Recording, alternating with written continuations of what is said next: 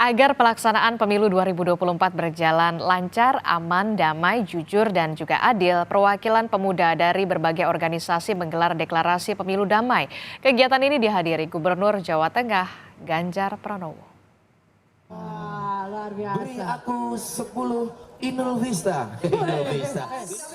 Perwakilan pemuda-pemudi dalam berbagai organisasi membacakan deklarasi pemilu damai 2024 di dalam Jambore Kebangsaan di lapangan Simpang 5 Semarang, Jawa Tengah. Hadir Gubernur Jawa Tengah, Ganjar Pranowo didampingi Wali Kota Semarang, Hefearita Gunaryanti Rahayu, beserta jajaran Forkompinda.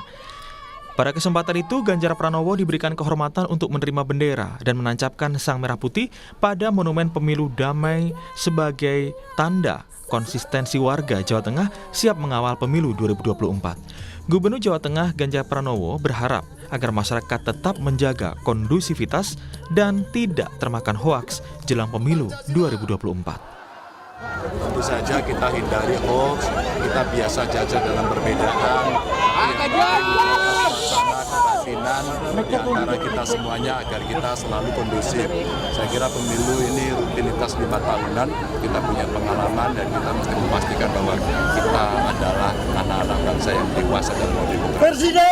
Hal senada diungkapkan Wali Kota Semarang Hefearita Gunaryanti Rahayu. Dia mengajak untuk menghargai pilihan masing-masing untuk melaksanakan iklim damai dalam pelaksanaan pemilu 2024.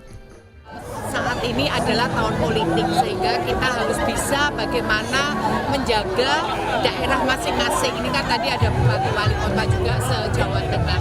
Tadi sudah ada deklarasi juga untuk pemilu damai, di mana kita harus semua elemen masyarakat menjaga agar kondusif. Apapun pilihan ini adalah hak pribadi masing-masing. Sehingga yang pertama, hargai orang lain, hargai pilihan masyarakat yang lain, orang lain, dan juga yang penting tidak termakan hoax. Selain deklarasi pemilu damai, warga Semarang dan sekitarnya yang hadir bisa membubuhkan tanda tangan sebagai komitmen bersama mengawal pemilu damai 2024.